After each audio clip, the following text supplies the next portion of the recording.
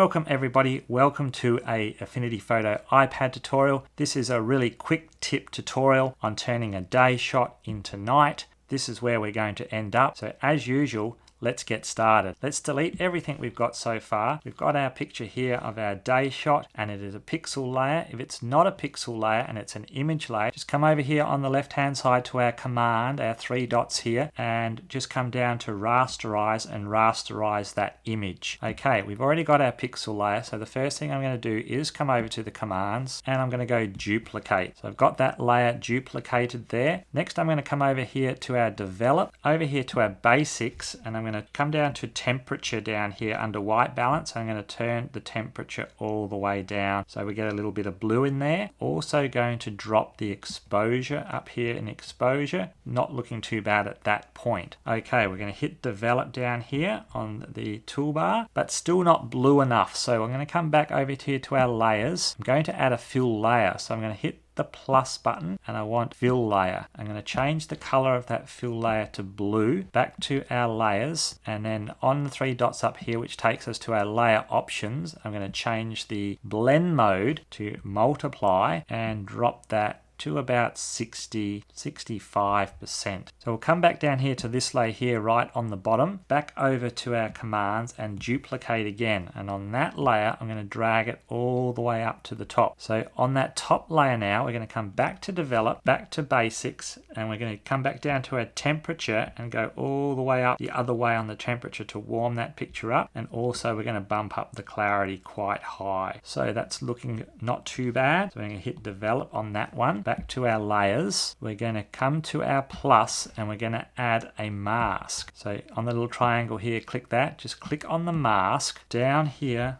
just click on the mask down here to our channels, and on the layer mask, three dots on the side, we're going to go invert. So it's still a little bit blue, so we'll come back down here to our fill layer and we'll drop that opacity down a little bit more, about 45%. Okay, back on the mask, we come to our paintbrush tool. We're going to make it basic with a nice soft brush. Make sure we're on our paintbrush tool. We're going to be painting in white because white reveals and black conceals. So we're going to be painting in white. So firstly on our opacity, I think we'll have it about 50 and our flow about 50. And I'm going to zoom in to this big lamp up the top here. And with my brush about the same size as the lamp, just going to touch a few times in the lamp to make it look like that lamp is turned on. And I'm going to make my brush quite bigger than the lamp, and I'm going to tap again so the light is spilling out around it. So now I'm going to drop my opacity quite a bit to about 25, and also my flow to about 25 as well. I'm going to zoom out a little bit, and I'm using 2-finger pinch to zoom in and out.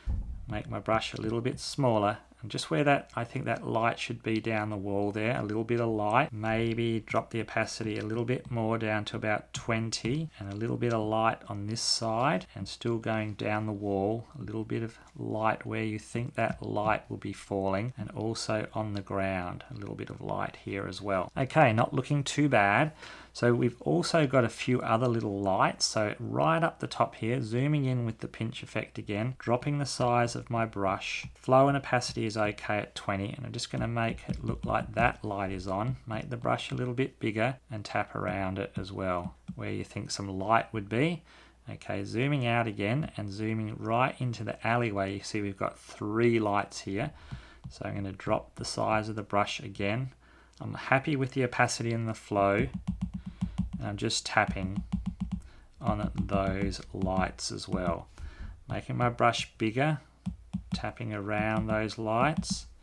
This one here would have a bit of light on the wall, maybe a little bit of light here as well. While I'm here, I'm just going to drop the size of my brush. I'm going to zoom in on that window, and I'm just going to put a little bit of light in that window like it's just about to come on. And the other thing I want to do, zoom in all the way to the alley, drop my brush a little bit, and I want to make it look like maybe the light is on around the corner from that alley as well. Just a little bit like that, and a little bit down that wall. While I'm here with the bicycle, it's got a little light on his bicycle here, so I'm just going to tap, make my brush a bit bigger,